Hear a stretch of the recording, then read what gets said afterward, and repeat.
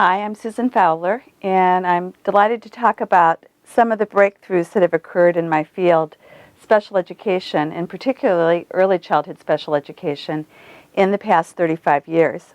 I entered the field actually in 1975 as a doctoral student at the same time that Public Law 94-142, known as the Education for the Handicapped Act, now called Individuals for Disabilities Education Act, was passed. This was civil rights legislation that created tremendous new opportunities for families with children with disabilities. Prior to that legislation in 1975, children with disabilities were not guaranteed a free, appropriate public education. And in fact, many school districts did not serve children with disabilities. They were either served in residential programs or left at home.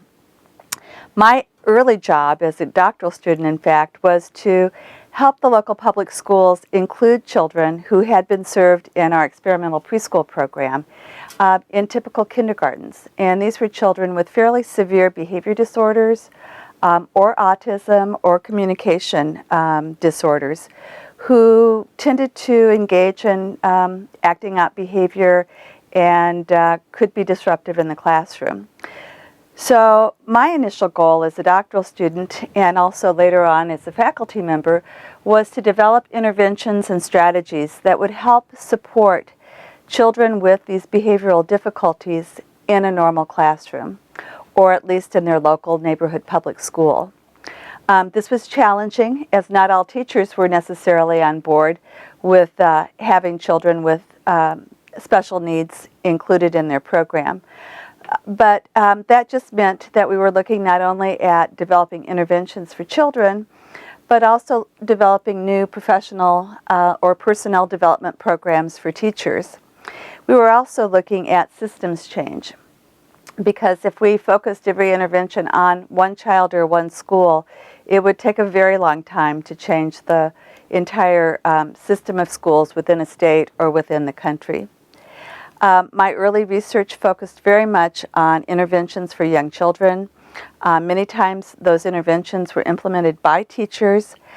Because teachers were often very overextended, meeting the needs of the entire class, a number of my interventions were modified so that they could be utilized and implemented by peers in the classroom. And that began an array of studies in which we focused on typically developing peers in early childhood classes and in early elementary grades who could engage in role-playing and practice with the child with special needs and prompt and support them in initiating and responding appropriately and engaging in pro-social behavior in the classroom. It was quite successful. The teachers really liked it because it took some of the onus off of their shoulders. And in fact, the children who were often the focal targets of their buddies in the classroom also liked it sufficiently that they sometimes wanted to be buddies. And so we did a number of studies where we also allowed or enabled children with special needs to play the role of buddy or tutor in a reciprocal interaction or intervention with their peers, so that they weren't stigmatized as always being the recipient of an intervention. Again, these procedures were effective. We looked at natural ways to support children in the classroom through peers, through environmental arrangements. We looked at the reciprocity of relationships between children with disabilities and their typically developing peers, and found that if we could begin the process of pro-social initiation, responding, initiating, responding, and some simple overtures in terms of sharing materials and joint attention and building things together, that we could over time create what we called a behavior trap. That is, once children in the classroom who were typically developing learned that playmates who may have some unusual behaviors in terms of their disability, whether it's echolalia or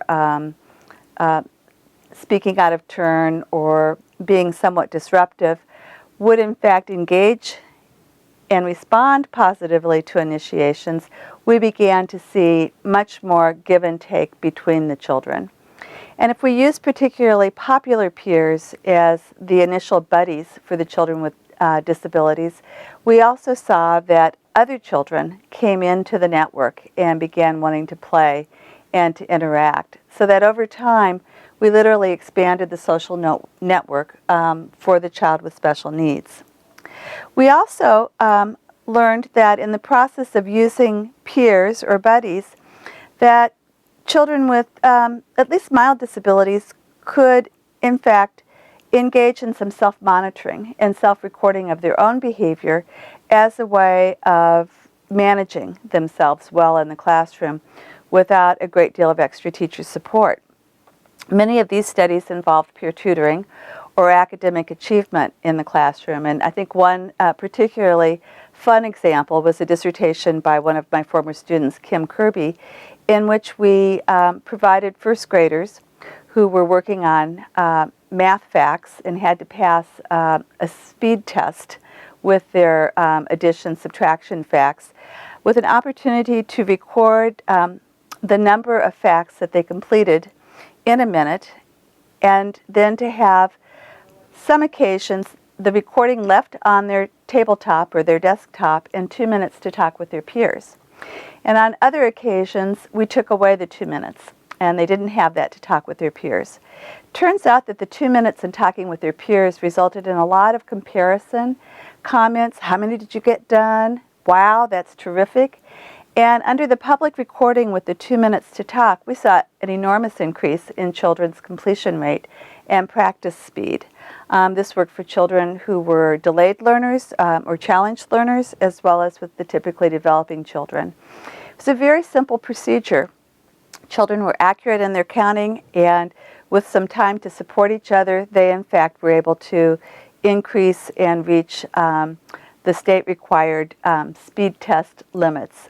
So we looked at a number of ways in which children could evaluate their own behavior and seek support from their peers again, or actually self-reflect and say, boy, I did a pretty good job. I did better than last time.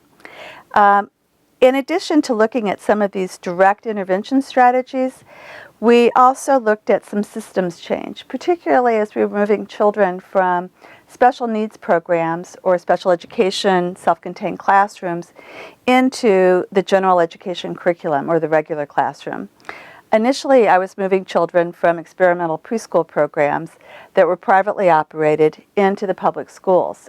And we needed to look at what were the expectations by the sending teachers and by the receiving teachers in the curriculum that was provided in both programs, and how could we bring those expectations closer together for the children so that they could succeed in the next setting. What kind of supports could we provide in the receiving setting, and what kind of supports could we fade away or decrease before we sent them from their more specialized classroom.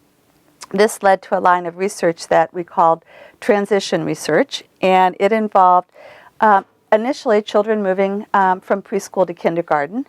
But then when the public law idea was reauthorized in 1986 and expanded services down to all 3-year-olds with disabilities, as well as initiated early intervention services for infants and toddlers and their families, we began looking at transitions at earlier points in time, from the neonatal intensive care unit to home, from early intervention to preschool. Each of those steps involved basically a crack in the system, which without support many families fell through and their children lost services. So we worked very hard at coordinating between agencies the sending of the child and the receiving of the child or the family. And in that coordination, we got involved with interagency collaboration, often between health agencies and education agencies who weren't completely comfortable or familiar with each other's rules and turfs. Particular area of discomfort tended to be who was paying for what. But this was an important area of research if we were going to have children and their families moved smoothly through the service system during the first 5 years of life. And we developed a process for local communities to write interagency agreements. We manualized it, took it through many states across the nation, and identified what were important factors for agencies in working together. And probably one of the most interesting factors was including parents in the development of the interagency agreements, because the parents kept the administrators' focus on the child and the needs of the child. It also helped if they had some prior history of working together, were able to establish trust, and had some fairly clear-cut procedures for even conducting the meetings that they had together. Having completed that area of research, which really looked at changing some of the systems, we also worked quite diligently on personnel preparation, because when the new legislation came into effect, both in '75 and in '86, there was a shortage of special education teachers in the country, and particularly of folks who were interested in inclusion. In 1986, when the new law passed for the development of early intervention and the expansion of preschool services, I was on my way to the U of I. I stopped for a year at the Department of Education in Washington, D.C., and got involved with the policy and implementation issues at a national level. And then with that new knowledge in my backpack, came to the U of I, and we set about truly becoming a breakthrough department, the Department of Special Ed, in producing early intervention providers, developmental therapists, preschool teachers who could be inclusion specialists, and in fact blending together early childhood education and early childhood special education. That's actually been the theme through most of the 20 years that I've been here, in working with local programs and other programs around the state.